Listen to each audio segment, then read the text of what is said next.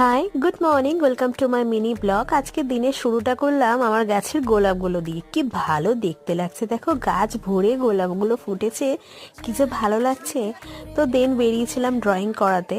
আর আজকে মানে এই যে দেখো কি সুন্দর আজকে পাখিটা এঁকেছে, কালারটাও আজকে বেশ সুন্দর করেছে। আজকে আঁকার দেখলাম খুব ভালোই মুড ছিল।